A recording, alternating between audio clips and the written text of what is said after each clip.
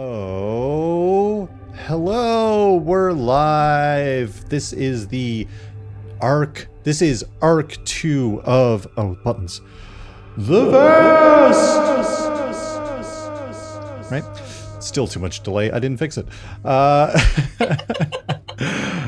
We are here kicking off a new arc with just some fresh faces. If you didn't listen to the preludes, they're out on your favorite podcast app. You can go take a little listen. But we're going to kick off, we're going to do something a little different. If you're used to the series, we do a horoscope thing. We're going to do things a little differently and see how it plays out, but we'll talk more about that in a moment. But we're going to... Oh, what order are we going to go in, I wonder? We're going to introduce our lovely players here in no particular order. Maybe say hello and who you're playing and whatever else you want to say. Starting with Katie. Hi, I'm Katie. I'm present and accounted for. Hell yeah. And I'll be continuing to play Skrank, your neighborhood space rat. Neighborhood sprat. They're just a little guy out there in the big, bad universe and just hanging out, continuing to stuff things into their cheek pouch. Yeah. That sounds about right. Do I need to include any other information, truly? Whatever you want, honestly. I think that's good. Whatever you feel like doing. Who cares about classes or skills or abilities? Cheek pouch, babe. We'll get into that naturally. It's all about the cheek pouch. That's the biggest thing. Next on the roster for the technically third time, because we did 2 preludes, Ben. Oh, me. Don't know why I'm surprised. Hi, I'm Ben. I'm playing TJ. He's just a mechanic, just making his way through the galaxy. Yeah. Happy to be here. Why is everyone... What? I'm not. What? Oh, yeah. I just saw everyone else's face just like froze. I was like, I think No, my internet, I think, is being a real jerk. Yeah, the call did something, and I think that took everyone's attention. Okay, because I got worried. I was like... No. Was it the deer? Did they get me? No. The deer got you. Very, very, very stoked about our boy TJ. Last but certainly not least, resident grandma. It's Beth. Wow. All right. It's me. I'm Beth, and I will be Kivari. Who is she? Let's find out. Truly, we will find out. I got one too. Hey, it's me, Justin. I got a big frame. This is what I do. I'm here at nofame. This is all I do. That's not true. I do other stuff around the internet. It just hasn't been released yet. Hey, we're gonna do something a little bit new and fun and different. There is a very, very, very cool, talented creator out there for doing all kinds of writing for tabletop games and stuff like that. A ghost of Eli wrote this 100 questions to ask your characters, 100 insightful questions to ask your characters. And I remembered today that it existed because I was trying to think of questions to ask characters. How perfect is this? And so I thought it'd be fun, instead of doing the whole horoscope thing, that we maybe ask one of the questions from this wonderful, amazing list. It's truly, it's so thorough and thoughtful. And we're going to do it right now. So I'm going to go in the reverse order of things. Beth, if you want to roll a d20, and this will be the kind of topic that we select. That was so loud. I'm so sorry. 19. 19. Whoa, this is going to be comfort. Wait, 2. No, it's going to be hobby questions. Great. Ben, if you want to roll a d10 that rhymed. D10, I think I know what that is. Yeah, I do. Okay, here we go. Oh, that is a 3. 3, beautiful.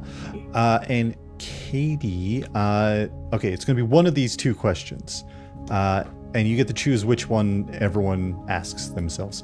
How does your character like to spend their leisure time in a bustling city, or has your character ever picked up an unusual or unexpected hobby during their travels? One of those two questions. What do you think? What are you feeling?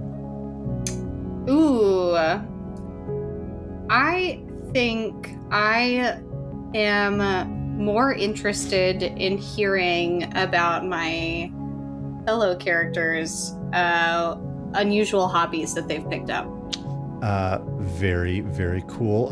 Well, let's go. How about we go back in reverse order and give people time to think? What about Skrank?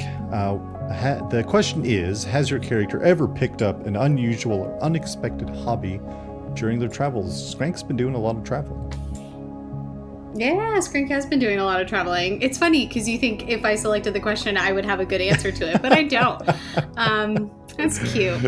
Let's if you see. want to think about it, we can. Yeah, Skrank's.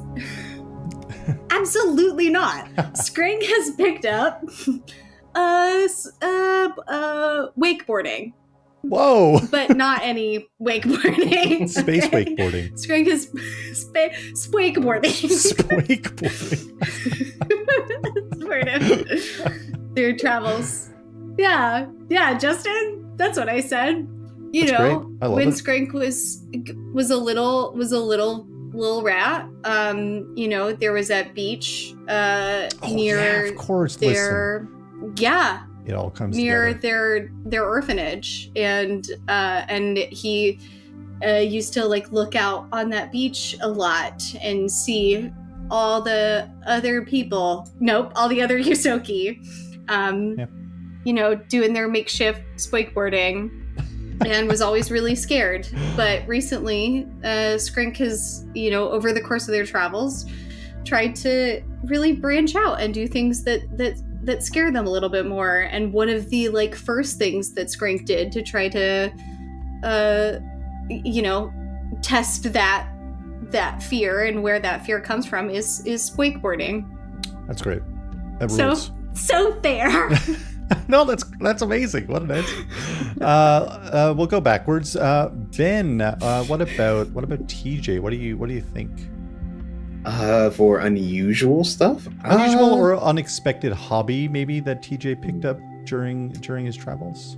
I think unexpected, probably knitting. I think that is something TJ would get himself into, just to have something that's not dealing with computers, but he still wants to use his hands for things. So I feel like knitting would provide that. He can come up with like nice little scarves and, you know, hand them out to people.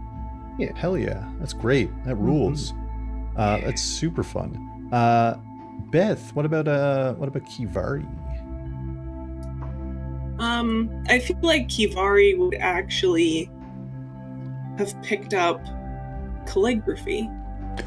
Ooh. And like kind of handwriting studying and stuff. Yeah. For secret reasons. Whoa, secret reasons. Secret reasons. Secret reasons. That's I know the secret reasons. You do. That's cool. That's very fun. Holy shit. That went way. I mean, I expected it to go good, but that was so fun.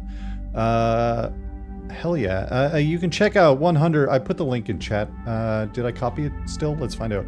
You can go check out all the things that Eli has. It's all amazing. It's all, and they're just super talented, intelligent human being in general also. Well, friends, with all of that,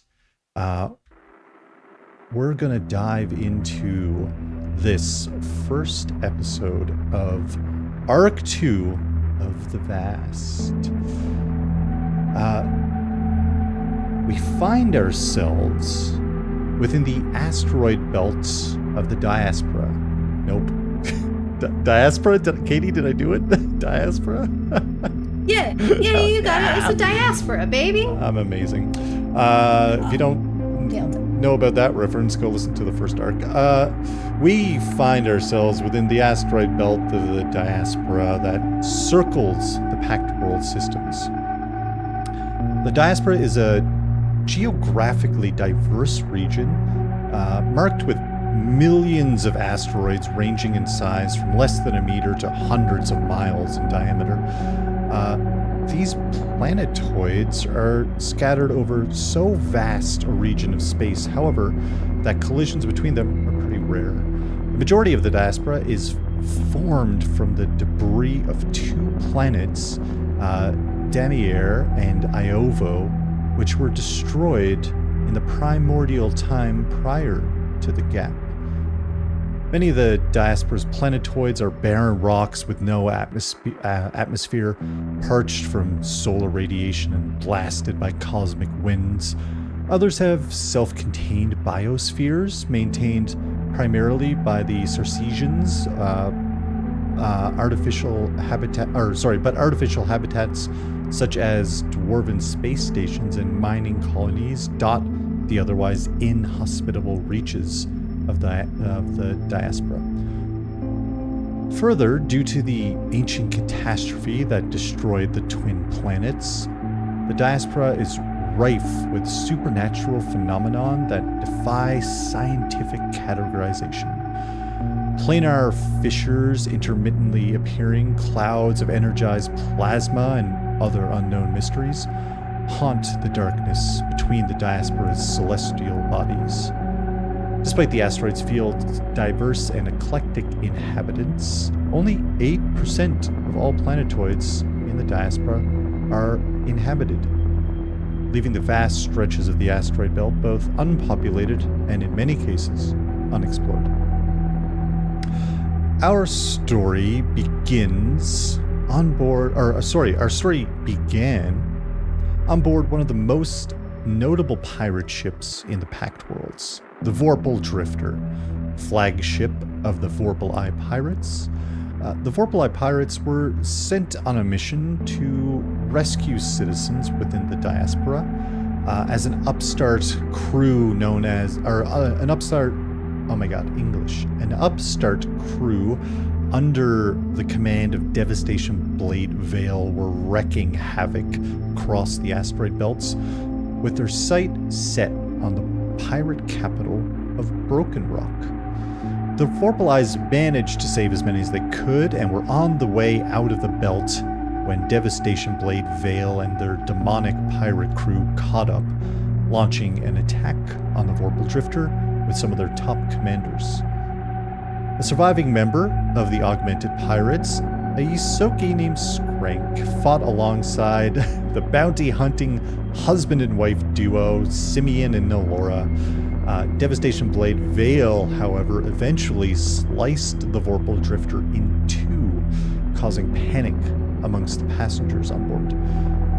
Elgard Morrow, captain of the Vorpal Eyes, yelled for everyone to get off in the escape ships on board, while he triggered a strange time stasis device they believed to have been created by the ancient missing species known as the First Ones. With the Vorpal Drifter being locked in a time stasis bubble, Skrank, Simeon, and Nelora, and a few other passengers from the Vorpal Drifter fled across the diaspora. Strange signals reached out to them, taunting them with memories of their past, but posed as if they were things happening in real time. Their escape path brought them directly to Dream Station, an Aspis Consortium and Abadar Corporation vacation destination. The station itself had gone a bit out of control, luring anyone within broadcast distance, showing them their wildest desires and trapping them within a maze of memories within.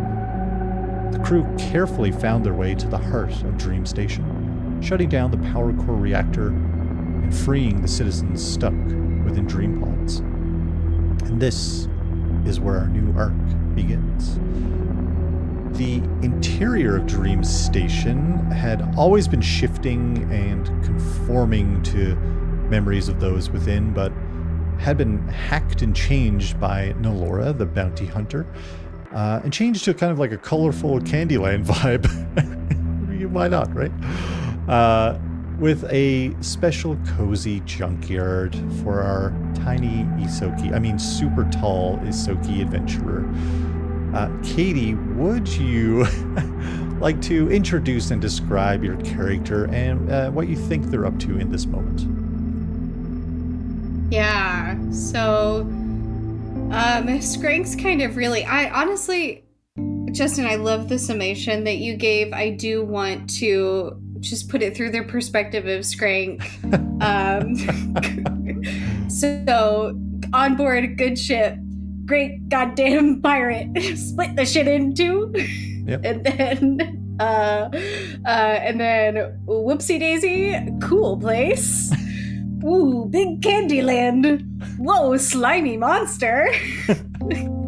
Uh-oh, Sprank's all alone. Oh no. And that is like how I summed that up verbatim in my notes. So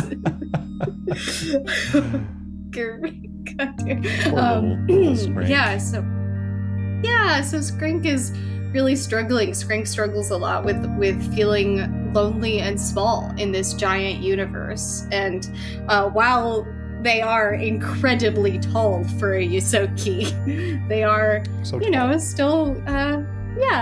still a little guy in the world. And I think that Dream Station provided them with that reach back into their past for some of their companions that have long since been lost, but it was really fleeting. And I think in the days, so Skrank is still a pretty active technomancer Yusoki, so definitely working on their skill set there, and practicing magic and working on technology in the Dream Station ship. And I think since they've been alone at Dream Station, they've been, alone. Since they've been on Dream Station, they've been trying to find out as much as they can about the mechanics of the station itself, trying to pick up, any kind of loose goodies that they can find. And then also look at really a lot of waiting, actually, for their little, crystal globe to show them what the next adventure is for them. So a lot of, laying on their back, looking up right at their little crystal ball and waiting for it to point in a direction. Yeah. Just kind of in this cozy junkyard, observing the three-dimensional navigational device that you created. Here's the thing, Skrank. This is a new arc, yes. But last session we had, which was a few days in-game, you took a lot of damage. A lot of damage. Yeah. Shit, yeah, I guess I did. So the way Starfinder works is your stamina is back. You had multiple nights of rest. It only takes 1 night of rest to restore your stamina, or a 10-minute rest with spending a resolve point. But your resolve points are maxed out. You've got all your stamina, but you only regain 6 hit points. If that brings you back to max, okay, so be it. But the way that works is it's every 8 hours of rest you get, you recover an amount of hit points equal to your character level, and at the time that was 2. But moving forward, we're all level 3. So what's up? Yeah, I was gonna say, does it change now that I'm level 3? Does that, do I get the? Because my stamina and my health went up. Yeah, if they went up, then whatever that adjustment was, you can heal that amount, like the bump between that. But you're still what's Skrank at, just for perspective? Yeah, I gotta look at I gotta pull up the. I didn't save it in my sheet. I saved it. It was in What's the thing that we use? Foundry. Oh, Foundry? okay. I'm so sorry. Foundry's not open. I could open it at some point. It's not running. Yeah, I should say. whatever. It's in there. I think I was down to like 5. It was low. It was really out low. of my. Yeah, I think I was down to like 5 health out of my 12. But now I'm at like 17 health. Okay. Like is what level 3 got me. So yeah. if I get 6 back, that puts me at 11. Yeah. However we want to do that. Sure. So yeah, not perfect. It's been a few days, as we've just discussed, since Simeon and Nalora took off with Corzon and their friend Rave. They managed to strike a deal with the Aspis Consortium and get what they wanted and send a bomb back the other way. You've been having a bit of a strange encounter, Skrank. Every now and then, your friend Dupot's nib shows up. Oddly, or not oddly, but they look exactly how they looked, from years prior. It feels like the station has a hold on you, but you also get the sense that the residual energy is fading from the station. Every day that goes by, things change back to normal. The changes that Nalora made were using residual power, and that has been going away slowly. You see lights blink and spark out randomly, and every now and then there's a strange jostle and the gravity lessens and then goes back to normal. Scout Ko, a member of the Knights of Galerion, approaches you. Ko is wearing like the colors of the Knights, the bright oranges, would be wearing the colors of the Knights, which are bright oranges and reds and bronze kind of colors, but these are soft, stealthier tones instead of the bright oranges and golds. Ko is dressed in dull oranges and browns, but the symbology of the Knights remain. They wear a kind of a scanning device on their wrist, and they have a blaster pistol on their hip. And they walk into kind of where you've been staying. Oh, hey, Skrank. We've got most of the people out of the pods, but there's only a few of us here, and we're running short on time and everything, I guess. There's a few pods on the lower level. Do you mind checking in on them? I think they're fine to wake up.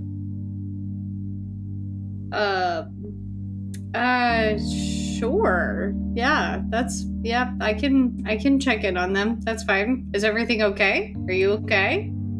I'm just tired. We managed to get most of the people off the station, but I think the power's going to go out soon, so we've really got to get moving. Yeah, I've been messing around in a couple of the different generators, seeing why the gravity keeps going up occasionally, and what happened to the gumdrop forest that Nalora made. So that was confusing to begin with, but we've seen a lot of weird things, so I didn't question it.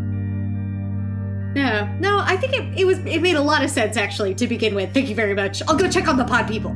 Okay. Skrank. Skrank is very touchy about and very defensive of Nalora and Simeon, actually. Yeah. In a way that's like, hey, don't talk about my friends that way. I'm here for it. You traverse through, so you're leaving kind of the hangar storage areas and places like that and heading deeper down into the station. Give me the first roll of the new arc. How about we do a perception check for Skrank? Oh my god, okay. All right. I add a +4 to perception rolls. Hell yeah. So and so it's really funny because that is actually a nat 1. So so a good start, guys. A good start. Skrank is really actually still kind of focused on like Simeon and Nalora and kind of missing the like chocolate waterfall that Nalora had made and all of Simeon's arms. You're very caught up as all of Simeon's arms. You're very caught up as you're walking through the station, kind of remembering different moments. The station is very dark.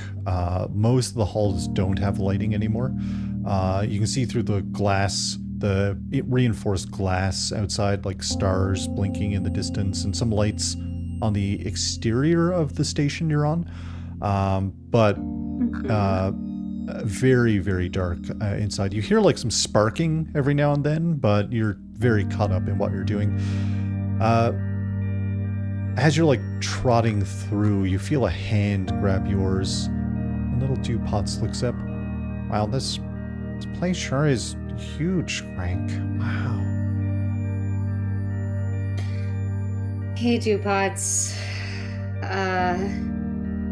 Yeah.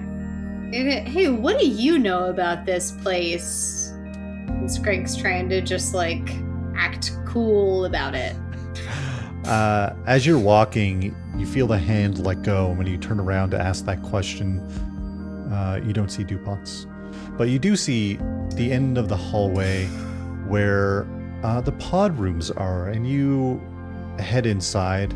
2 pods remain, and our vision shifts to inside of one of the pods.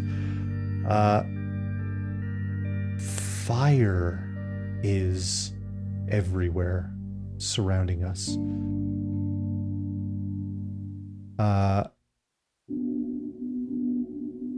The Aspis Consortium corporate soldiers, alongside the Knights of Galerion, fight against citizens of the Spike who refuse to leave their homes for corporations to move in and tear down their spaces.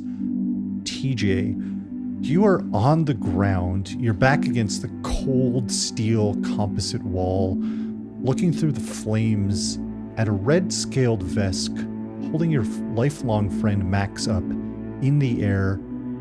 As you look beyond, you spot 2 other close friends, Nettles and Bick, are being detained by the corporate soldiers. Everything is chaos, but all of a sudden, you notice the flames stop flickering. The soldiers stop moving and shooting, and people stop running. You're kind of in this frozen 3-dimensional frame of this memory. You kind of stand up. Ben, would you like to introduce your character and what they look like and kind of what they're feeling right now? Oh, okay. TJ, it's kind of changed a little bit. He has dreads now. He's grown out his hair. Currently, kind of has a flight suit on. Kind of still got the jacket, but the things you would notice that change is that on the back of his jacket, he has a patch for stinging nettles, ponds, and parts. He has a patch of a ramen bowl on his arm here, on his left arm, and he has a green bandana on his right arm that he had given to Max. He had got it as a gift for her to wrap up her hair. She thought it was stupid, but it's something that he kind of has just to keep him going. But yeah, he's kind of frustrated seeing all this. It's just taking him back to a point that he's deemed as a failure in his life, and he wants to finally get past it. You know. Yeah. You stand up and look around, and again, everything is kind of just frozen. Is there anything TJ is doing in this moment? Right now, I guess he's just feeling a bit confused. Yeah, I mean, you What's felt the going heat of the on? flame. You heard the explosions go off like you were here, but you shake your head a little bit, and it feels like you were back in that moment, but that moment already happened, and you're starting to realize that this is a memory of some kind, and everything is just again frozen in place around you. I guess he would try to look around and see if there's like a way out of this simulation or whatever he's in. Yeah, let's also do a perception check. Oh, okay.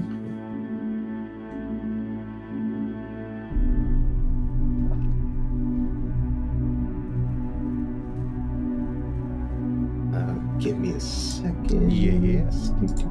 Perception. Don't worry, Ben. I already rolled the nat one for the game. So That's true. It's I true. you rolled got a this. 13, and then I add my +8 to it, so that would be 21. Holy shit. 21. What a roll, baby. Yeah. 21, you quickly start to see things in this memory that don't line up with reality. You look at the corners and the edges and kind of off in the distance, and the shapes and the way things are formed just seem like a rendering, and then you remember you heard these kind of signals from Max broadcast out across the galaxy, across the solar system, and you chased it down to Dream Station, where you found a strange kind of vacation destination that promised you whatever you wanted. And this is where you reside currently. With that check frozen in this memory, you see the Aspis Consortium soldiers, you see the Knights of Glarion, you see some of the figures involved, the man in the dark suit with the scar and the beard smoking cigars, the red scaled vest, the small halfling gentleman with the mustache and the slicked back hair. But you also kind of take a little bit of a circle around the fire and the vehicles, and you notice off in the distance, around the corners, are members of the family watching from the shadows. You see Shade Crowley, the leader of the family, alongside Rook Crowley, and a few others, off in various locations. You don't remember in the moment seeing them, but subconsciously your brain recorded this information.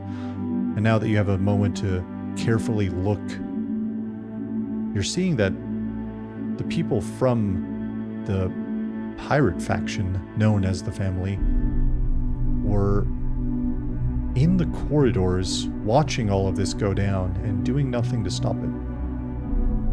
As you're kind of piecing this together, everything kind of flashes white as you and the pod opens. Our view, however, moves into and through a strange circular city built on a mountaintop, heavily guarded by various Lashunta. We continue through dense jungles and into a research compound. The jungle is dark, and night has fallen on Castroval. Various dragonkin riders swoop and dive into the compound, fought off by Lashunta guards and and a human with a dragonkin partner, by the looks of it. In the center of the scene is a bald-headed human with extravagant biological augmentations on their head. Installed on their left arm, their left arm has been completely replaced with a cybernetic enhancement.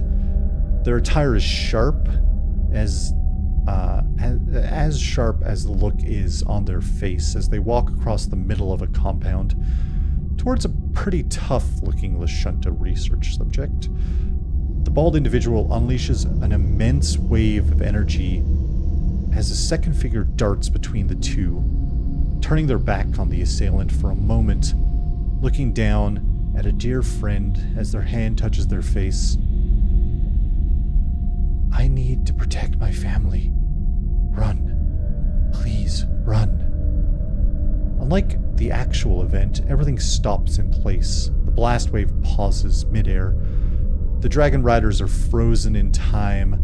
The Lashunta known as Vark is still in midair, their hand extended, touching the face of their friend. Beth. I'm so sorry. Is it my fault? The stream is being all fucky wucky. No. Beth. Well, we just got there. Oh no. Are you okay? Are you back? No.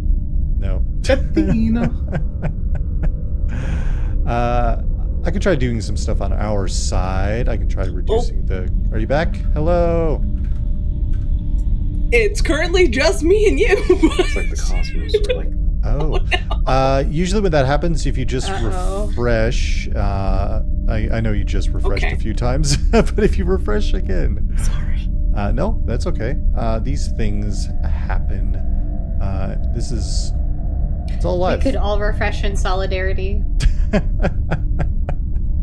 Just me. I'll just be here chilling. Unless I'm the problem, which, sometimes. Hello? Is it working? I see you. Okay. Do you see everyone? I see everyone. The audio is a little bit glitchy. I'm not sure why it's choosing now to be so rude. No, what timing, right? Honestly. Well, we can hope that it holds up, and if not, we'll do some shenanigans. Beth, would you like to introduce and describe your character and what they're doing in this frozen memory from their past?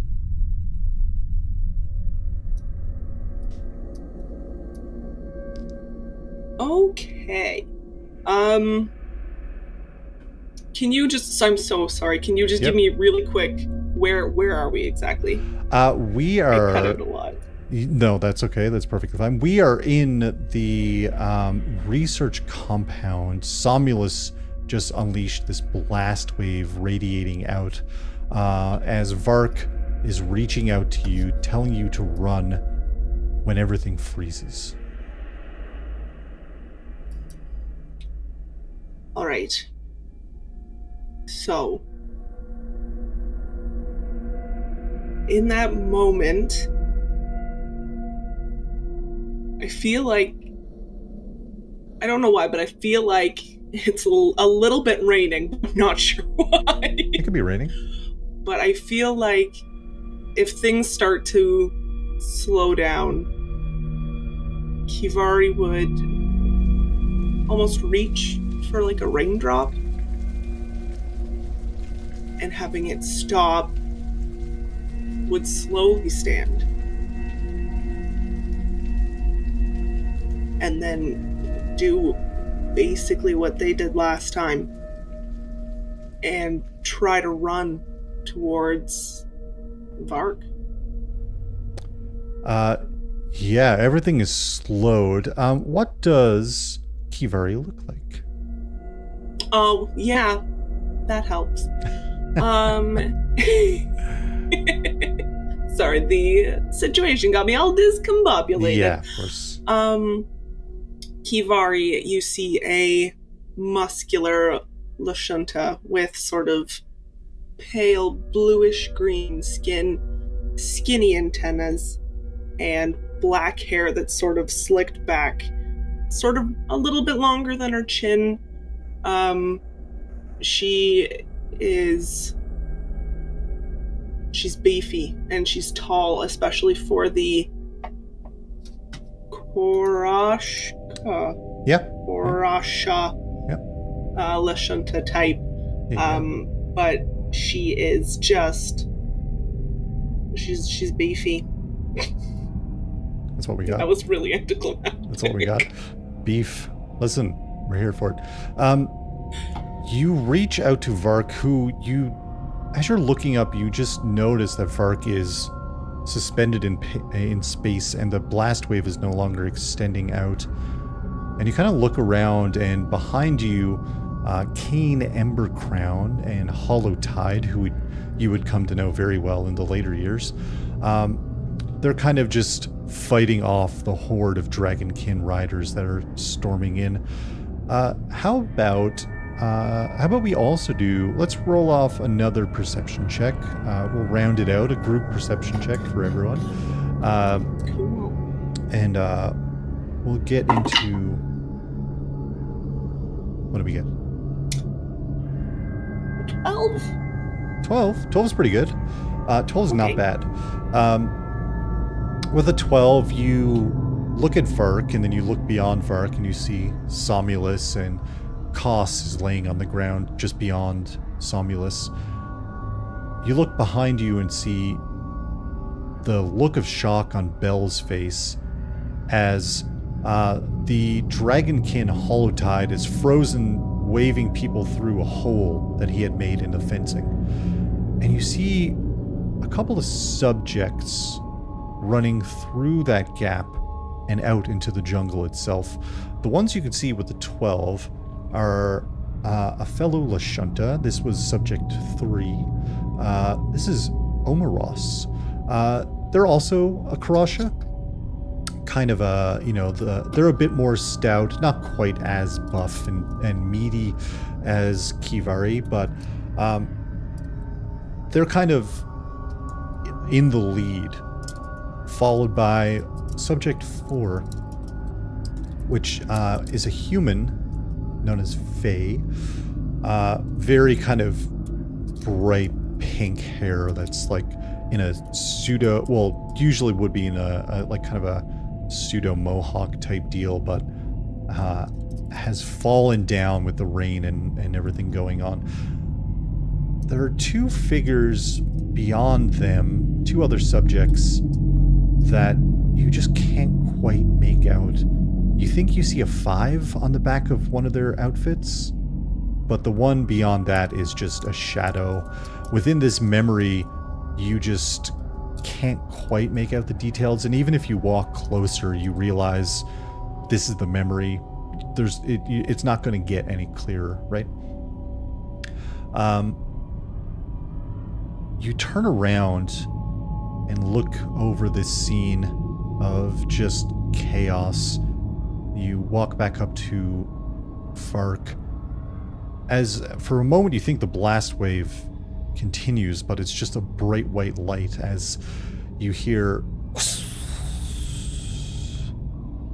and you sit up to see another figure sit up in a pod beside you, and you realize and remember you thought you heard broadcasts being sent out from Vark and from your parents and from your sister, and you traced down the signals and heard about this kind of strange station where not everything is what it seems to be, and being who you are, you figured maybe you'd stand a chance of figuring out what's going on here.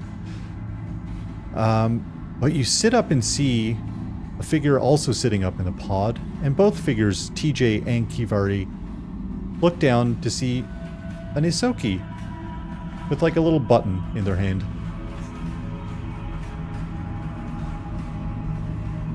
Oh! Wow, that was easy. Alright. Well, I guess follow me, guys. And I'm gonna start are walking you? away. You're not Max. Alright. Yeah, sorry. You're gonna be a little disoriented. This is, what?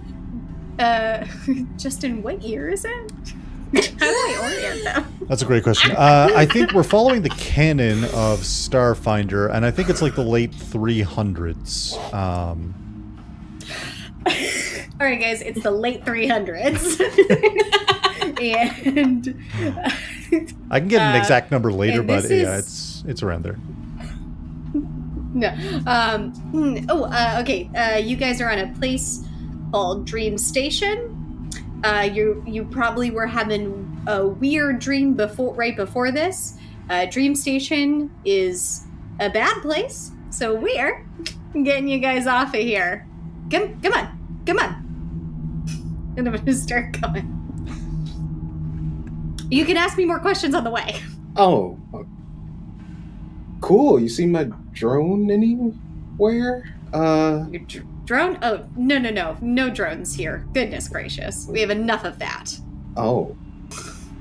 Are you like the We don't need any leader? additional technology. Thank you very much. A leader? like a captain of some sort? Like maybe you woke me and Yeah, I'm Captain Skrank. You can call me Captain. I'm the captain of this place. okay, Captain. So you're the captain Yeah. of this station. Yeah. Who do you report to? And Kivari will be Nobody? reaching for her hand axe. Oh shit. Okay. All right. No need for that. Okay. I'm just Skrank. And you are? Oh, I'm TJ. Nice to meet you, Skrank. Yeah, Hey, TJ. It's nice to meet you. stop. We're on the good. I'm just happy to be out of whatever that weird dream was. I'm happy to be out of it. So Yeah. I can't really account for how exactly you turned into a pod person, but most likely someone abducted you and put you in a pod, I think. oh, That's my best guess.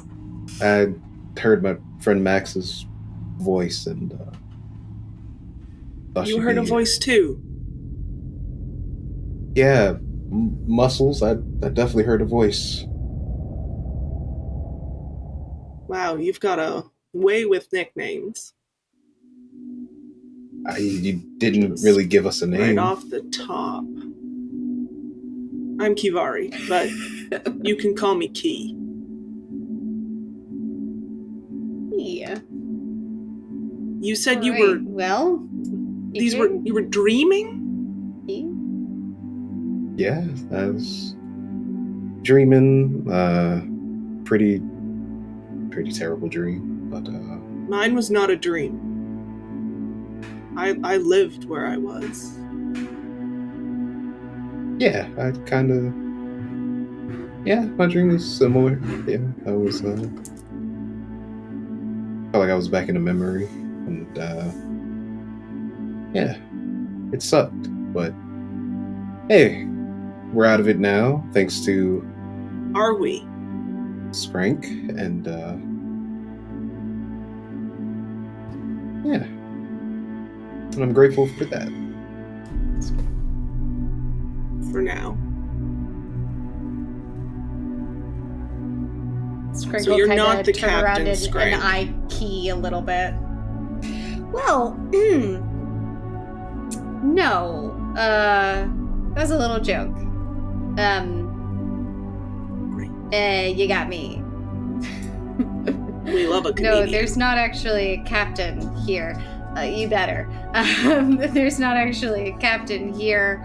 This station, like I said, it's called Dream Station. Although it's based a little more on reality than dreams, sure. Yeah, it's a defunct station now, is really all you need to know. And we're trying to get people off of it. So, congratulations, you've been rescued. You're welcome. Well, thank you. Do I pay you in cheese? Do you? I don't think you can ask. That I is know, if you can incredibly pay them in offensive. cheese. That's not you. Oh my I thought. God. Yes, you can, but Oh. wow. I just don't know where my money's at. I just woke up. Okay. But you know where your cheese is at? Okay. I would hope a place has cheese. Unfortunately, this place is a little lacking in the cheese department.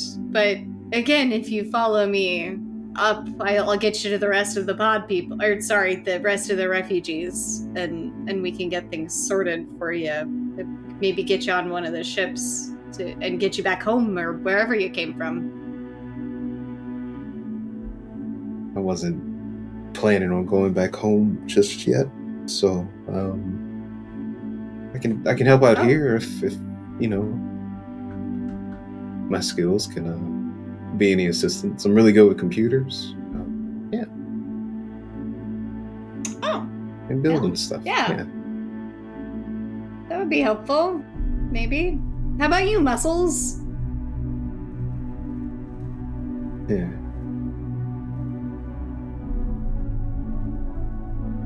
Join me. Sorry. Yeah. Being a piece of work. Yeah. I got that. I don't know much about computers, but sure, I can be the muscle. Not much to go home to right now for me either, so. Oh. Well, we're just 3 peas in a pod, aren't we? Well, Hopefully out of a pod. If you don't have...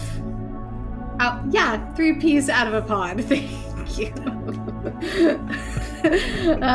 Alright, well, I guess if you don't really have a direction in mind... Well, I have one, but it's I've got big. a couple other people... It's big? I think it's a little bit more than we can handle right now. Unless you're feeling particularly murderous. Oh, I wasn't, but I guess I'm open to anything. And Skrank's gonna kind of like put their hand in their pocket where they're feeling their little ball, and gonna kind of maybe we finish out today, and I unleash the rest of the pod people, and then we talk about murder. Oh boy, what have I gotten into? You all kind of get out, or 2 of you get out of the pods. You find these like little lockers are near each pod. So when the pod opens, the lockers unlatch and open up, and you can find all the things you had in there. Resting just kind of off in a corner, you see a little drone power up. TJ, do you want to describe your drone for everyone? Oh yeah, he's Rick. He's a little canine drone, kind of styled like that. It's just black and green. Its green eyes sort of turns on, and it's my little buddy. Yeah. Hell yeah. I can bring him up on stream. If I had to be thinking, I would have done. There it is. Yay, visual aids. And if you're listening to the podcast version, hey, Ben just described it. How nice is that? It's just... Your drone powers up and just kind of jumps to your side as it always does. And you all turn to move out of the kind of pod room, which is in a corridor with more pod rooms, but Scout Co told Skrank that this was the last of the batch. Skrank, as you're like heading back, again, it's very, very dark. I'm not sure if anyone has dark vision or not, but you would all benefit from that. I have blind sense, so. Oh, right, you've got smells. Oh, yeah, so you smell some people that smell like they haven't showered in a very long time. Not these 2, others. From down the hallway. Smells like home. You smell 2 of them. It smells like nervous energy.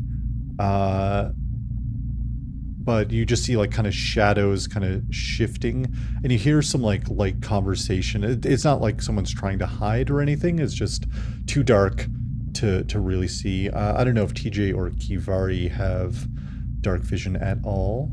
Oh, Kivari does? Key, I should say. Hell yeah.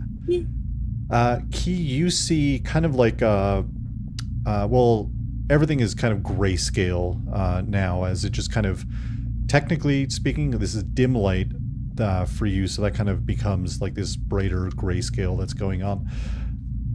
You spot like a human, very kind of disheveled looking. Their hair's a mess. Their clothes are kind of tattered, and they're like gesturing to this other figure who's a bit taller of a Vesk that's with them, and their kind of hands are on their hips, and they're looking down and like shaking their head, and you hear, I don't know where he went.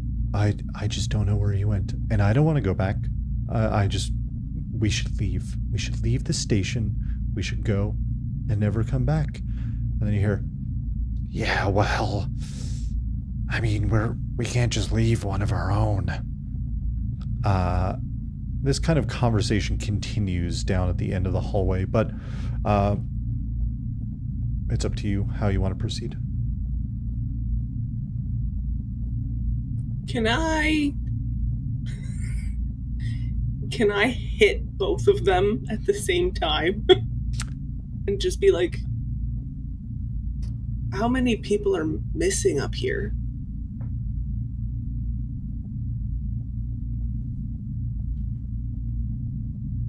Said your name was Skrank? Do these people look familiar? Oh, yeah, sorry. I can't see these people, but I can smell these people and I can hear these people. Do these sound like any of the other people that, like, no? Okay.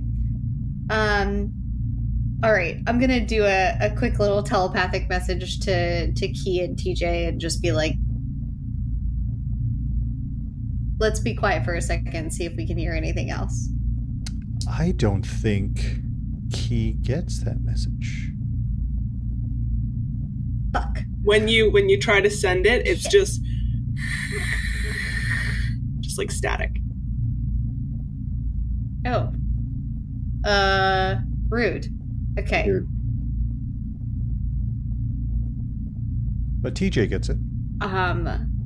Okay. Thumbs up, like. So I'll send that to TJ. And then I'll just kind of like glare at Key. Like, hey, stop being so fucking loud. And also turn your read receipts on. What are you doing?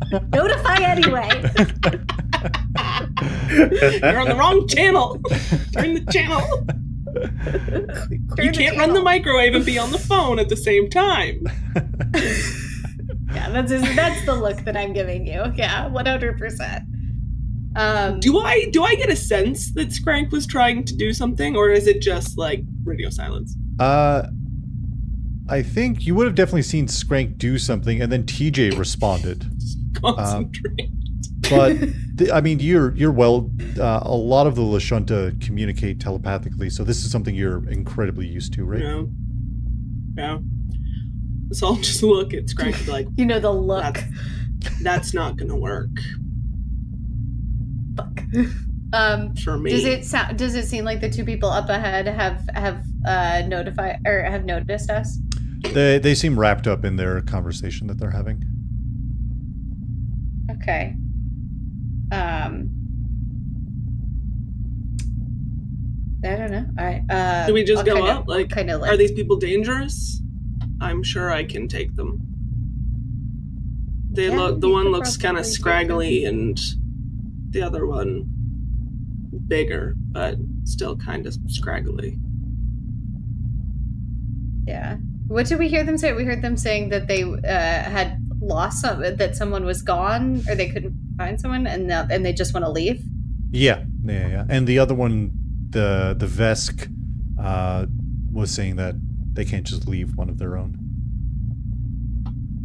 Oh, okay. All right. I'll lead the way. I'll kind of approach, be like, "Hey there." Sorry. Didn't mean to frighten you. Sorry. I thought you were. Hi. I thought you were one of those weird little thing. Hey, pod people, right? I don't think I like that.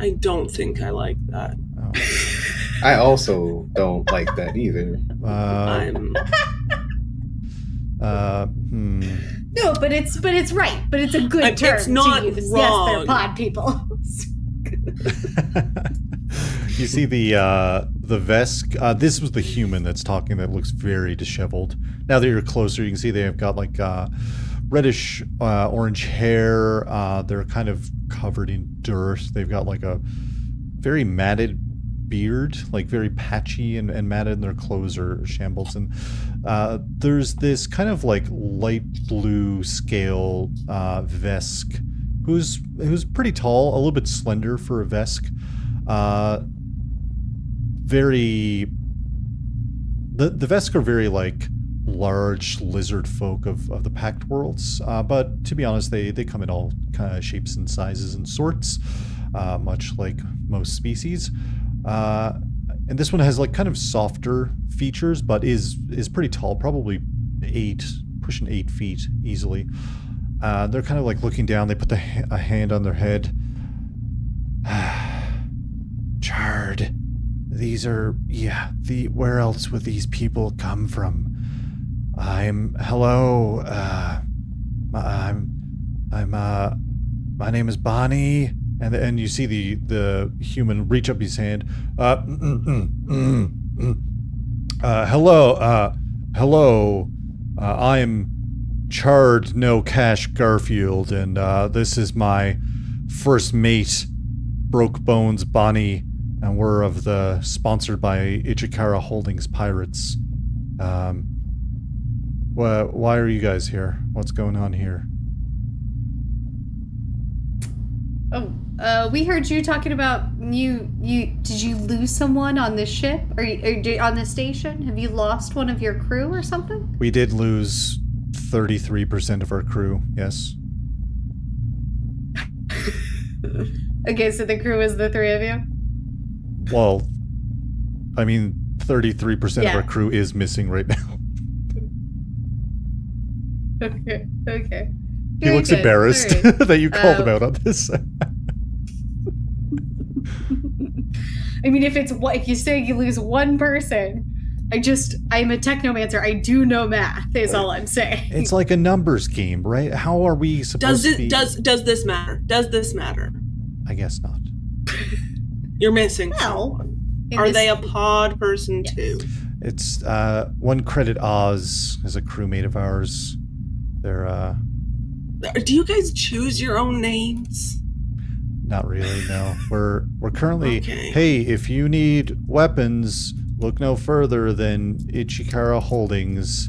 We're currently sponsored. We're sponsored by Ichikara Holdings Pirates.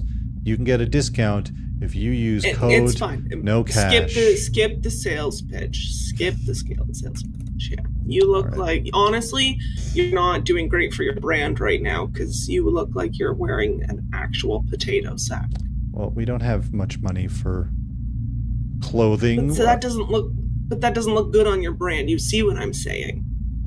Our brand is kind of just surviving is our brand. It's fine. That's gracious. Muscles comes in a little hot. Sorry about that. Chard, so you guys are missing someone? Yeah. We are. Chard No Cash Garfield looks at. I had a fever dream when I came up with some of this. Clearly.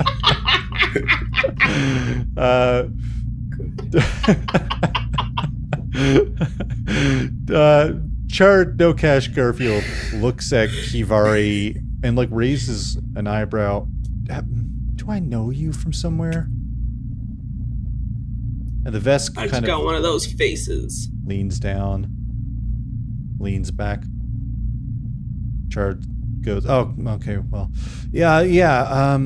Here's the thing: we lost a member of our crew.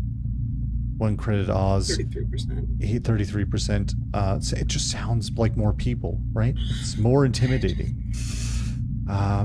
Okay, but if you lose more people, that is a bigger problem. Is why I wanted to get down to: is it one person or is it 33% of your crew? Because if it's more than one person, we have a bigger. Okay. It's both. Okay. Here's the thing. We got stuck in some pods because we came here when we heard some weird broadcasts, and we were like, "Hey, maybe this place has some things that are valuable."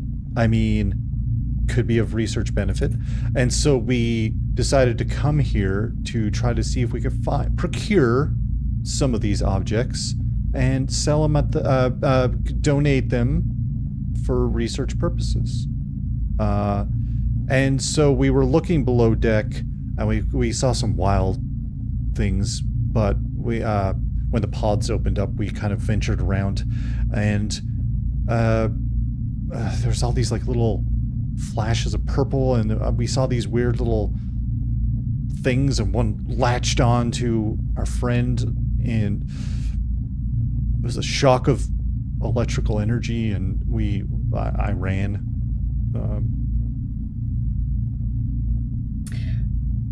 Were you here before or after the chocolate waterfall?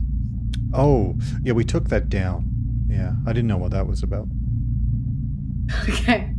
Okay. I tried to drink some of it, but... Did you go? Yeah. You know. Okay. I'm sorry, chocolate waterfall? You went into the reactor. Don't worry about it. You went into the reactor? Well, we were around that area. Skrick's gonna kind of like get up a little bit closer and grab their like the human's face and like bring it down and be like, "Were you trying to get the artifact?" What artifact? That's what I thought.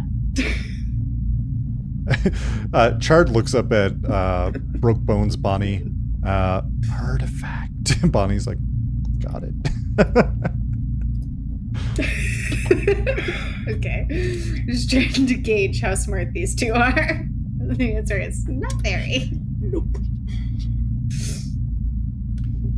All right. Can you guys... Hey, you all seem capable.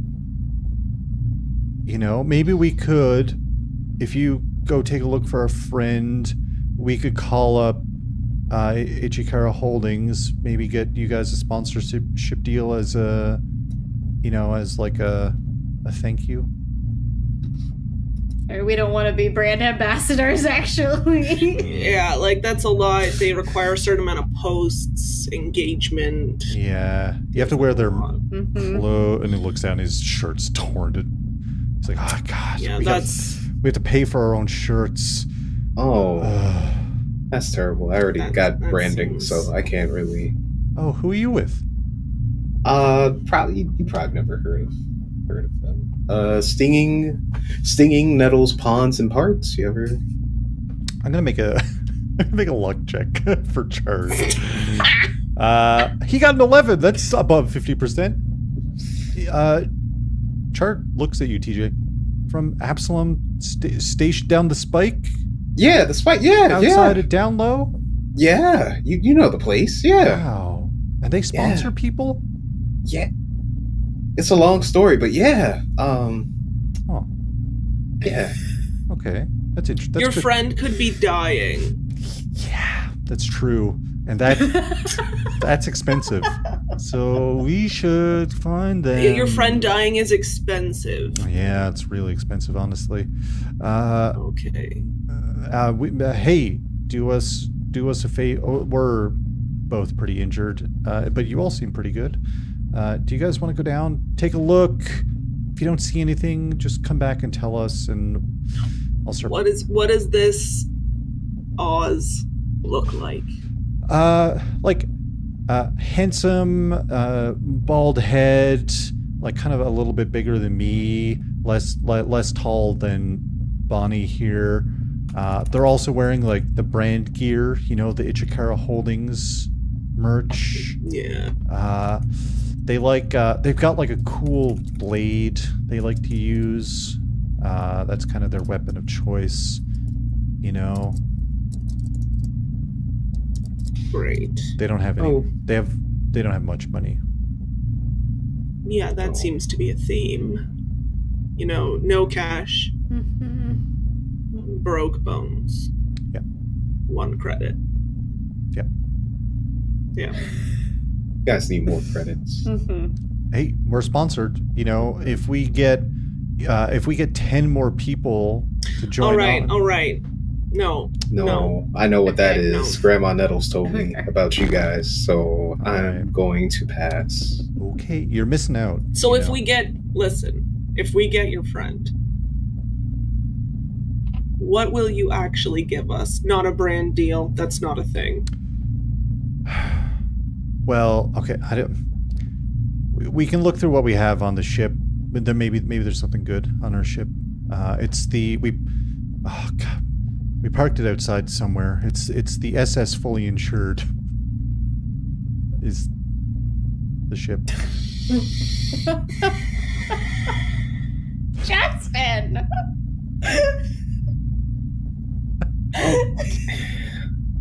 You guys aren't great negotiators because you just told us where we could leave you here and go get your ship. Why would you do that? Yeah, why would we do that? Yeah, that guy gets it. Yeah, I mean, helping people is what I personally do. I don't know about Skrank and Key, but I'm always down to help somebody.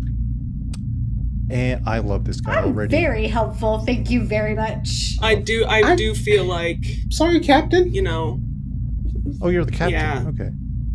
No, they Skrank, run this not- whole station. Yeah, You run this station?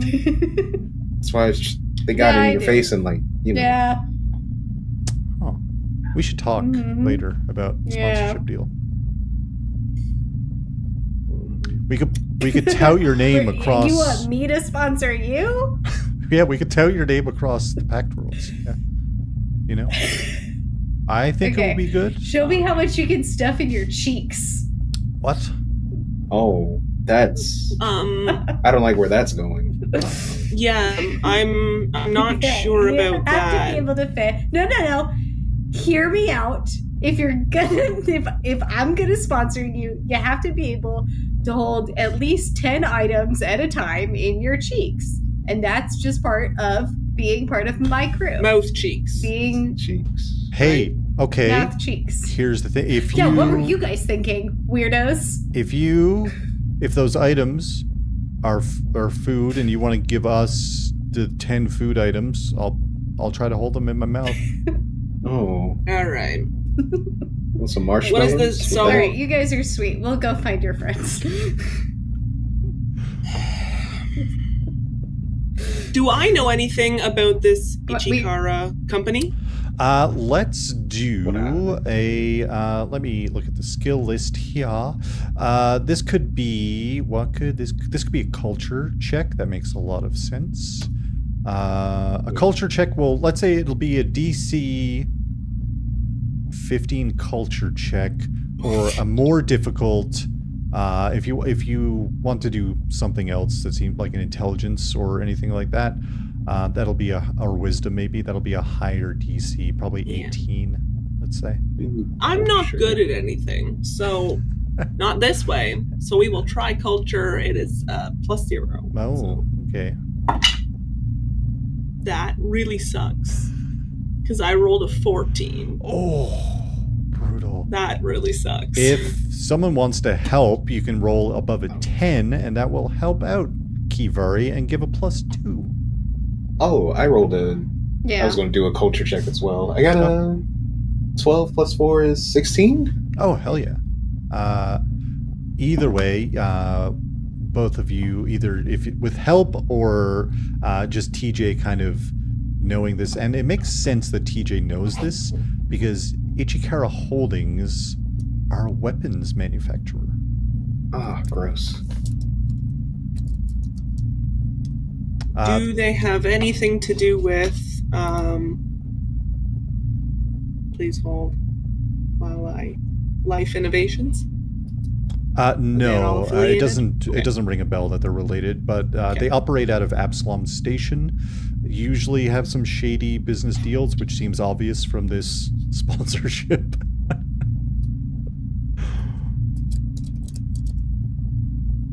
Well, Chard looks at. Well, great. I heard some of the Knights of Galerion upstairs, so we're going to avoid being in direct eyesight of the Knights for a couple of reasons. But we'll be maybe in this room, maybe up in the storage or something like that. maybe behind some boxes. So just yell. We'll hear you. What would we Or maybe yell we'll to get your we'll attention? just jingle a coin in a bottle. You know. I do know Whatever that sound works. pretty well. Yeah. Yeah, I believe it. Mhm. Hmm. Mhm. Cool. Well, he thanks. Do you want your friends' parts if they're dead? Oh, what? No. You don't say that out loud Just in front of Wow. them. Maybe they want a burial. Okay. I think it's That's cheaper if we not- don't have the parts, honestly. That's, All right. Whoa. We gotta Whoa. let them- This is a Oh. weird relationship. I don't like the Okay. If they're gone, do you want a memento? Maybe Dog like tags. the sword. A It's a pad. cool sword. Okay. What Sounds does the good. sword do? Just so we know.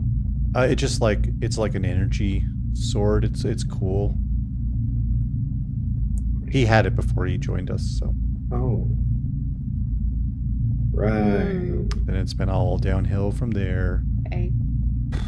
Okay. Well, Yeah, just. For him or for all of you? just all of us. Oh, I think guess. for all of us. Yeah. Yeah. Yeah. This feels like it's going downhill No, real fast. Actually, no, you're right. For everyone. Okay. Ooh. Okay. Well, where'd you last see your friend? And Chart kind of turns and looks. The area you're in is kind of like this main stairwell, sort of. So there's stairs that go down to the engine room, and this is kind of like a somewhat open area where you can see up to the next floor, and there's stairs going upstairs, and they lead off to the hangars and stuff like that. And Chard points like, oh, back down towards, like, you called it the reactor, kind of down in that area. Oz wanted to get like a good look and see some of that equipment looked valuable, so.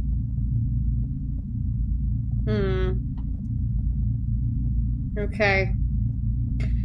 Okay.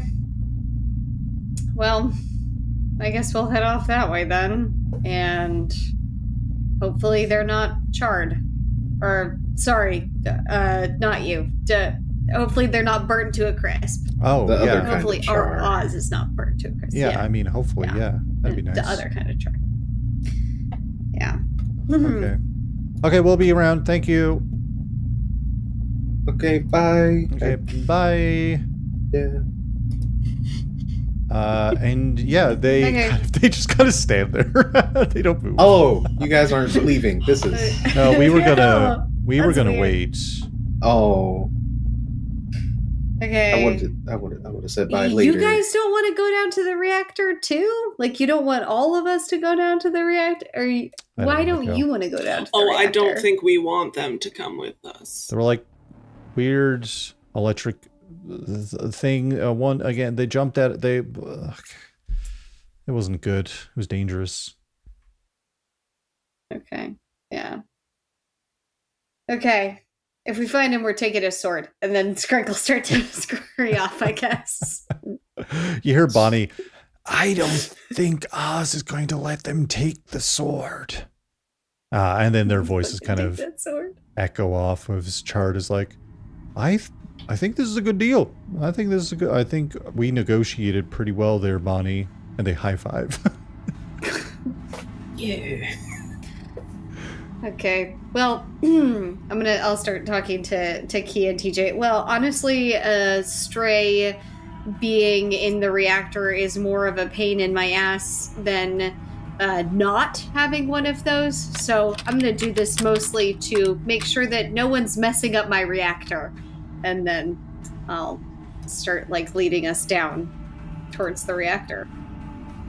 So this is yours then. I'm very confused. You keep saying my reactor and Well, then say you're not. I have a certain level of ownership over this place because I did factually save it from becoming a kind of weird, like halfway in between, like a black hole of dead dreams and just like a tool for manipulation in a capitalist society. So yeah, my reactor. All right. Scurry. Yeah. Skrank fucking rules. Wow, that's... I get along with Max and everyone else just fine. Skrank pretends not to hear this and just swishes their little tail. But they're really fast and I would like them to slow down, but you know. Sorry. Yeah, you all are kind of going through these stairwells with, again, everything is almost pitch black. It's so dark in this area. When you look down, you can see like kind of grime and dirt and dust on the floor. And Skrank, you would see this little trail of footprints, which could have been Chard and Bonnie and Oz. Could have also been the three of you, Simeon, Nalora, and oh my god, and you, Skrank. I was like, who's the other person that isn't Me. Skrank, Simeon, and Nalora? But you see these little like, where the grime and dust has kicked up in various locations. If anyone would like to do any kind of checks as you're going, just let me know. But you're kind of going through this stairwell down into like this kind of landing area in these hallways and things like that. I'm gonna throw up a dancing lights, I think. Ooh. Blech. And just to like lead the way a little bit. Oh. That rules. Yeah. I think they can. So you get like a few of them, and they have to be within 10 feet of each other or something. I believe is how those work. Yeah, I create up to 4, and they have to stay within a 10-foot radius area in relation to each other. But otherwise, they move about as I desire. Well, And the duration is 1 minute, so I'll kind of catch it. I'll cast it when it starts to get like pretty dark. When I know we're kind of closer to the. yeah, it doesn't take long. I guess. It's pretty dark. Almost instantly, right? Okay. But Well, then if I'll go ahead and throw that out. yeah, if it's a cantrip, you can just cast it again afterwards, right? Use those cantrips. Yeah, let's go. Yeah, you. What does Skrank casting dancing lights look like as a technomancer? Yeah. So Skrank kind of is like as soon as it starts to get dark, you hear Skrank starting to like sniff a little bit like harder and really trying to get their blind sense going, but it's just like the smells are just kind of overwhelming and all kind of washing each other out since we're so like deep into the part of the station. And so you just hear a little like as they're like sneezing out these little lights. That's very cute. That's very, very cute. And then they start just like dancing off. Yeah, so they just kind of look like little like blue, like bluish, like greenish tinged little lights. 4 of them just kind of like dancing, I guess, like moving around each other, just maybe like 10 feet ahead of the group, just to lead the way. Are they connected by like a little snot string? Absolutely. Yeah. Absolutely. They gotta be. Oh. They absolutely Yeah. have to be. That's very funny. Yeah, these lights just quite literally string out from Skrank.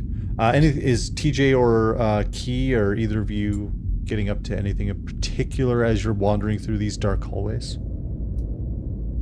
I think TJ would try to make conversation with Key, just to be like, hey, we both were in pods, and now we're here. It's kind of crazy, right? Like, you know? Yep. Oh, you don't talk much, do you? I'm sorry. Am I not being friendly enough? I was just reliving one of the worst memories I can possibly think of. Would you like to chit-chat about something? maybe the weather, or the little mouseling in front of us just snotted out some lights. Okay, you saw that too. That was kind of... I think it's real. I don't think it's a side effect of the pod. Might okay. be, though. Maybe we're still in it. Who knows? Maybe this is just another level of torture. I mean, it's not bad so far. I mean, we got out... Were you not part of the conversation literally 20 minutes ago? They work for a terrible company. I mean, they do weapons manufacturing. It's not... I don't even care who they work for. Oh. Their names were like penny, diamond, quarter. What do you want from them? They were pocket change, quite literally. Okay, I'll go catch up with Skrank. Good talk. Yeah, good. Go.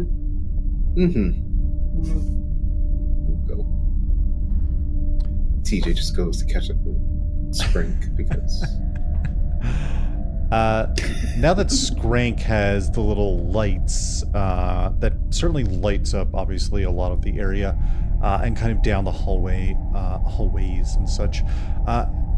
If everyone's to do another perception check, and this will just be a flat DC 10, thanks to the lights, which brighten things up, make it a little bit easier to see.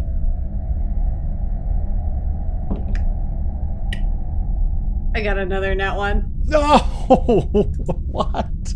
Justin, your dice are killing me today. No. Unbelievable. That is unbelievable. But it's so pretty. It's such a gorgeous nat 1. So pretty. Man. So useless. Oh. Skrank, you're a little bit like, as the lights were coming out, they like just hit your eyes, and now you're just like, you can only see spots everywhere. You're like, I thought I only had 4 of these lights. They were really hard sneezes, okay? Woo. Oh. Blech. Okay. Yeah. Does anybody else see anything? No. No. I got a 14. Whoa. I forgot. Whoa, hold on. There we go. It's like... That was just RPing. No, I was just in the moment. It was for... What was it for? Fully engrossed in the story. Ben's ready to get me an allergy medication. Yeah. I am. Ben is thrown off by the not nice conversation. It threw me for a loop, but I rolled an 18. I don't know what else I'm adding to it. Perception, whatever your perception Good score. golly, 18. It's 18 plus 8. Plus 8. Yeah, perception? Yeah. What's my count? Amazing. That rules. Plus 8 is 26. Yeah. 26. You, with a 20, I will say, Key, you look around, and you do, up in the corner, you spot one of, presumably what Chard and Bonnie were talking about. This strange, like, leech that's kind of, it's about 3 feet long-ish, and just like crawling along the top of the wall, and then you see it stop, and it like sounds like there's like some kind of biting and munching going on, and then you hear like little sparks. TJ, you look up and spot this, and then you, out of the corner of your eye, your head snaps, and you see a small flash of purple as this purple line forms, and a leech just kind of starts slowly crawling out of this purple line, just like almost out of midair, just as it like crawls across another part of another wall elsewhere. Skrank has kind of led you down to the reactor, and you now can kind of see into this room. And I'll say, TJ, with a 26, it's a very fucking good roll. just taking a glance, you can see there's just a ton of these like leeches just kind of all over the place in the room beyond. But in the center, Skrank, you would notice, even with a nat 1, it's hard to miss. There is this pedestal in the center of the reactor room, which, Skrank, you're very acquainted to. But it has this strange kind of purplish aura that's like kind of sparking a little bit. But this is what you all see, for better or worse. Skrank will kind of just like, as soon as Skrank sees this, Skrank will kind of just like hold both of them like from going any further and be like, that wasn't here the last time. You mean the space leeches? It's beaches. There's a what? lot of them. Oh! Yeah. Yeah, you now spot at least 2, Skrank. Skrank's holding their tail very close. Ooh. Yikes. Whoa, where'd those come from? Grossy doodles. Okay. So leeches aren't usually in with reactors, then? The leeches are not usually in with the reactor. The leeches do That's not good go to with know. the reactor. Yeah, Okay. no, I haven't actually met these leeches before. Have you guys met these leeches before? If anyone is trained in mysticism, you can make a check. I have a +7 to mysticism. Whoa, let's go, Skrank. Do you think I can roll another nat 1? I got a Listen, plus it's gonna be 2 in mysticism, 17. but I'm guessing. Oh no, it's an 11 this time. How nice is that? Plus So I 7. got Yay. an 18. Whoa. Very close. This DC was only 11. It's a very low DC. This is the actual rules of Starfinder. To identify a creature, this is a magical beast, it's known as, but this is a drift leech. They kind of form in colonies. It's strange to see them outside of the drift, but they tend to feed on electrical energy and also disrupt things like computers and technology-based weapons within their fairly, not immediate area, but a decently sized area. They kind of interrupt technology-based items. But yeah, again, you normally don't see them outside of the drift. Which, for those listening, if this is your first time hearing about Starfinder, the drift is like another plane of reality. So everyone right now exists on the material plane, and we're in a solar system known as the Pact Worlds. And the drift was kind of like this realm that was formed when a computer god, 3 computers combined to become a god known as Triune. And shortly after that god kind of created itself, the drift was formed, which is what a lot of starships use as they're kind of faster than light travel, quickly get from one place to another.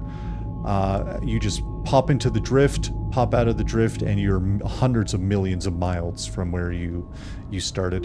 The thing about the drift is it is quicker to travel, but it's always quicker to head back to Absalom Station than anywhere else, no matter how far you've traveled, as Absalom Station has what's called a star stone. It's a very large star stone that acts as a beacon that guides people home, essentially. But yeah, you normally don't see these outside of the drift. Okay. Sprinkle like grab onto both of them and pull them like a little bit closer, both TJ and Key a little bit closer, to be like drift leeches. Strange that they're here. This is not where they belong. But clearly, they're hungry. And this is a good source of food for them. And Sprinkle sort of point towards the reactor in general, and they're They like this. Oh. They like energy? Like, that's... I mean, okay. Yeah. Yes, they leech off of energy. All right. And this reactor's a big source of that. So, how did they get here?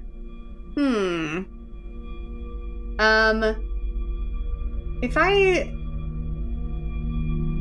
I throw out a psychokinetic hand and try to pick one of these guys up, can I, like, pull it off of whatever it's, like, latched onto and see if it's got any, like, particular, like, markings on it or anything that I can identify, like, is this a particular species of drift leech? Yeah.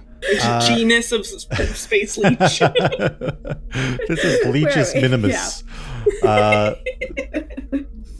Let's do what's called a caster check. So I don't think there's any rules for how many hit points or like any stats a hand may or may not have for psychokinetic hand. But if you want to just, you're going to roll a d20 plus 2, which is your technomancer level. And I'm going to say you're aiming for +3, baby. Oh yeah, you leveled up. I'm looking at the old sheet. Yeah. +3. Sorry, I did say that. No, I just copied an old sheet is all. If you want to roll a d20 plus 3, you're just trying to beat an 11 is the DC. Okay. Yeah. It's not another 1, is it? Didn't get it. Oh, okay. No, Justin, it's a 2. A 2 is next to I 20. need to not use this d20 anymore. A 2 is No. Okay. A 2 is next to 20. I'm gonna use any of my other. That was, Why did I keep using that d20? I don't know. That was a bad call. I'm switching. I'm switching to a different one. your psychokinetic hand here. floats up and like pokes the leech, and a burst of electricity comes out, and the psychokinetic hand vanishes. And also a fart noise happens, I bet. Yeah. And the leech goes. Okay. Never mind. Yeah, And you hear a bunch of other Ew. kind of. You've set off a chain reaction of upset leeches. Oh, fudge. Okay. All right. Can I get out my hand Stand axe? back, guys. You can get out your hand axe for sure. Are we exterminating? Yeah, I was gonna say, like, I can set these things on fire. Do I know, is this like a Hydra situation? Like, if we cut them in half, are they planaria? Are they gonna regenerate if we bisect them? The thing about drift leeches Throwing it back is to they Bisexuals. junior year I think that's bioscience major. I think I'm pretty sure that's actually what it says in. Oh wait, I have their actual sheet here. The drift leeches. The way they reproduce is eventually they eat enough energy and grow double their size, and as they're expanding, they're separating in the middle, and then they become 2 drift leeches. Okay, yeah. So as Key like goes to reach for their the axe, I'll just kind of grab it and be like, no, and then I'll say, like, if you cut them in half, they might have babies. And then instead, Oh no. can I throw up an overheat? Yeah. Do you want Which to? I don't know if I've gotten. You to should have all use, your yeah. spell. So- all your spell slots are back and all that good stuff. Yeah, I bet. Okay, hold on here. I'll mark it. Yeah, because I had like 2 used. Okay. So overheat is a range of 15 feet. It's a cone-shaped burst. I collect the heat generated by nearby bodies and devices, and I vent it outwards in a thermal wave, dealing 2d8 fire damage. Whoa! And is that a? Sorry, did you say is that a save? Yeah, it's a reflex save. If you're outside of the doors, saving for half. If you're outside of the doors of the reactor, you can get 2 of the drift leeches. There might be more. TJ definitely spotted more. And also TJ, you can roll that 2d8, and I'll roll a check for these bad boys. TJ, Okay. you spot what looks like half of a rope that's hanging off of the pedestal and kind of laying on the ground, kind of towards you guys, sort of halfway between you. It's like 10 feet of rope that's just kind of on the ground. Oh, alright. Found some rope. Don't know if it'll be helpful or... Skrank, you cast Overheat. They both failed. 10 damage. Whoa, 10 damage. Hell Each yeah. of them. You scorch at least Yeah. 2 of the drift leeches. What's Kivari doing seeing... Well, TJ points out half a rope. Skrank is birding leeches. Hey, there's a rope. Do I see Oz? You see half of a rope that's leading up to this pedestal thing in the center of the room, which Skrank would know. Nobody. Nobody. Skrank would know that this is where the ancient artifact used to be kept, but now Nalora has it somewhere off in space. But Skrank has not mentioned an ancient artifact. Negative. Nope.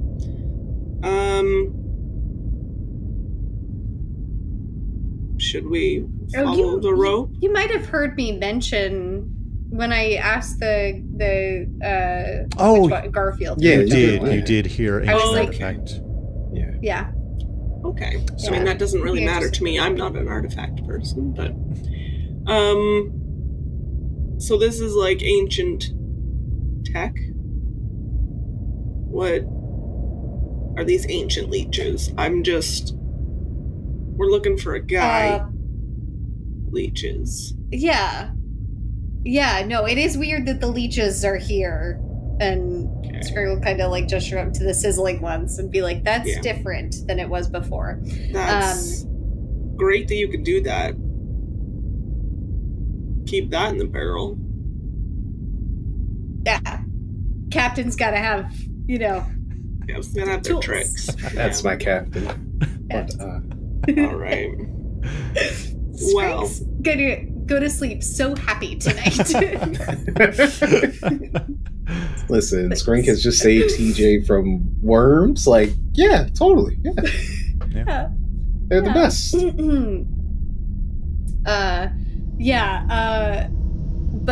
But the leeches weren't here when the artifact was here. Yeah, was the the artifact rope is ancient. here? I don't. No? Oh goodness, where'd that rope come from? No.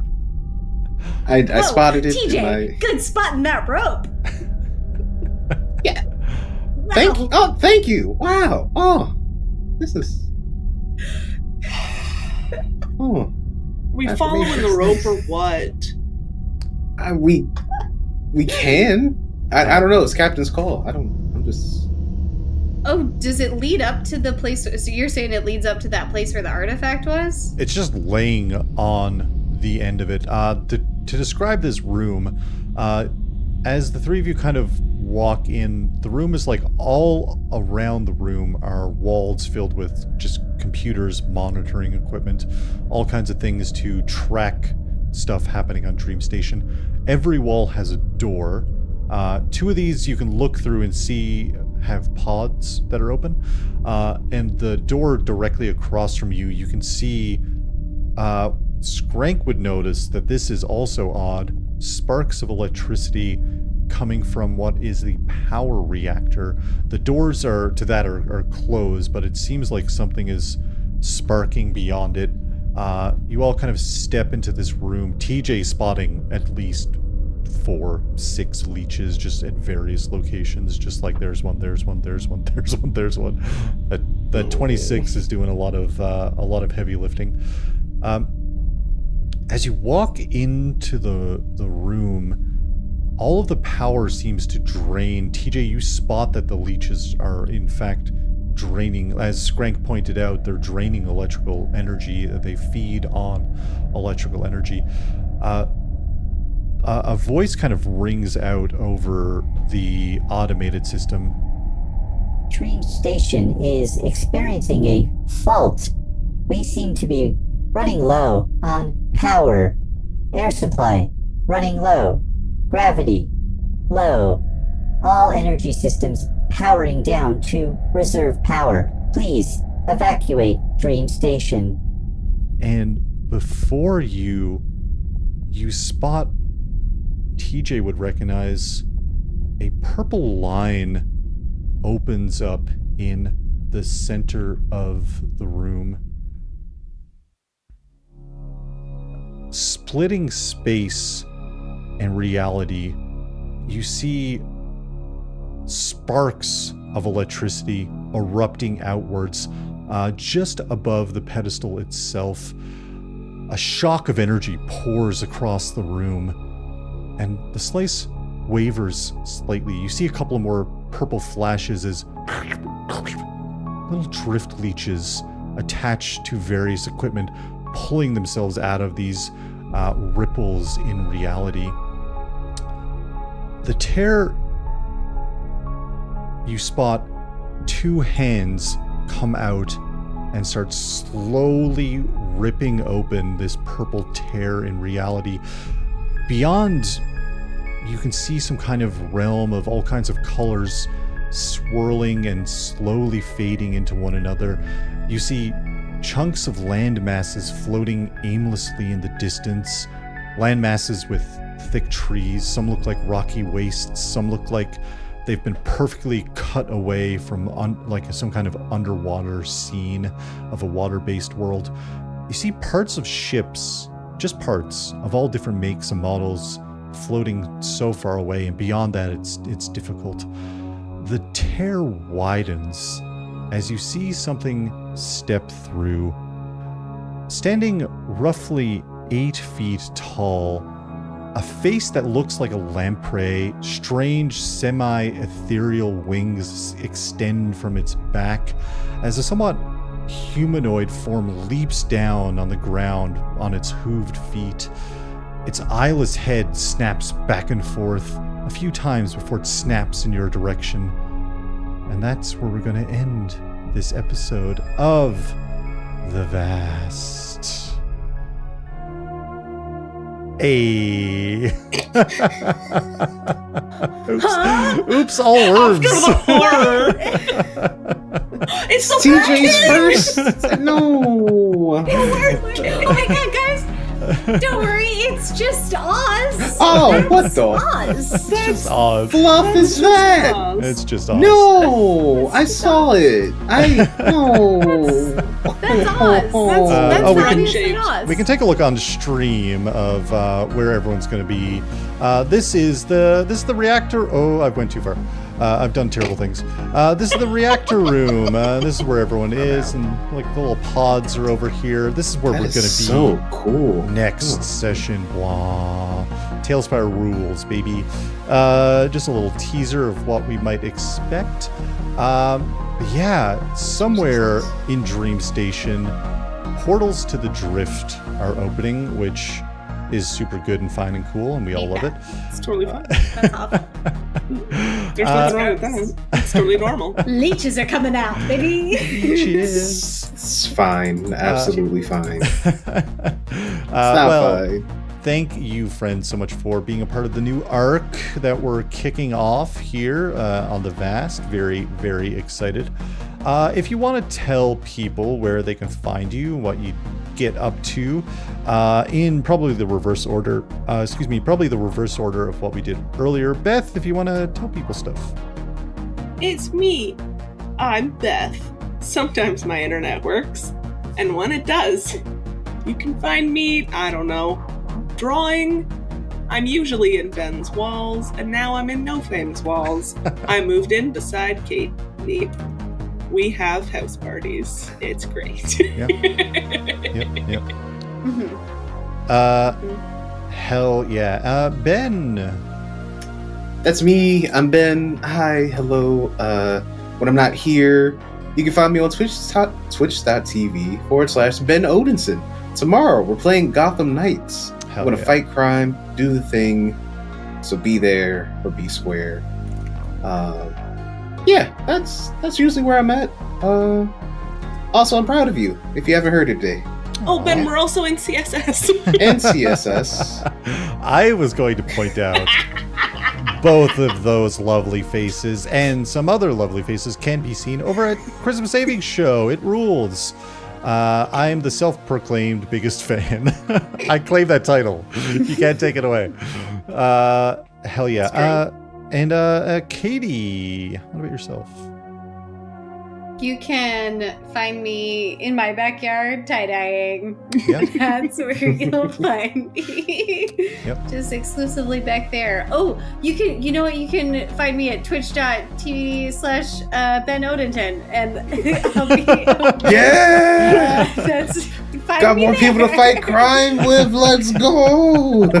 I'll fight crime. I'm over there fighting crime. My name's Ben. I fight crime. Nice to meet you, Ben. I'm also Ben. Please. This is great. You can catch Katie. You can probably page them, but other than that, You can only page they were on Null Shore 1932 as Mr. Dale Finch, which was a hoot and a holler, and nothing bad happened it the was whole dope. season. It was very chill and cool. Everything was fine.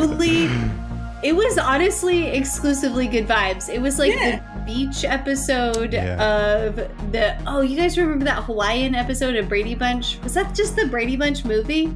Where they discovered the tiki... I truly don't I don't know. It's probably really... Never mind. Just never mind. Scratch it. It was good vibes is all I'm trying to say. And hey, it's me. I'm here too. I do stuff here at nofame. You can catch... Well, my light just got really bright all of a sudden. You can catch myself and Sinead and Josh and Patrick in Silvistead. That's where all these little emotes... My light's doing weird things. That's where our little emotes that were made by Beth, which you can find Beth's link in chat to her Instagram. You can also find... we give Ben a little shout out. You can find his Twitch there as well. Check out Silvistead. We're not doing Silvistead next week because my light is really going well. People are on vacation, and so we're not gonna do that. We're not gonna do the things. But hey, thanks for. I should look at my phone to see if we can rate anyone. That's part of what I do here. That's it's streaming 101. I'm very very. Oh, they updated the app. I'm not going to rate. Oh, the app is terrible. Yeah, the that app's was horrible. I can't navigate that right now. Not Yeah, that great you're space. fine. You're fine. Thanks, everyone hanging out in chat. I caught some of chat. This was a chill episode for me. I caught some of chat. We're going to be, hopefully, I got to run it by everyone. 2 weeks is also tangly for this crew, but we're going to see what works. We're going to see what happens, and see maybe if we could be back a little bit earlier, or we'll be very late, and then I'm on vacation sometime after that nightmare. You take a vacation. We get one episode and then we're all gone. Yeah. Nofame ends the end. That's it. I'm going to be streaming tomorrow night at some point. That's it. I'm going to do something. I don't know what I'm going to do. That's exciting. We might be Baldur's Gating. We might do something else. Who knows? Who knows? You could, Justin, you could fight crime with Ben. Yeah, Justino, we need you. No. Well, you start streaming Yes. when I'm at work. So. Yeah. Oh, no. That's fair. I'd love to. I don't know that game, but I'd love to. Okay. Yes. Welcome to the It's new not arc. a game, Justin. We take crime fighting seriously. Katie gets it. They commit crimes. True. Truly. We do. Yeah, be gay, do I crimes. do.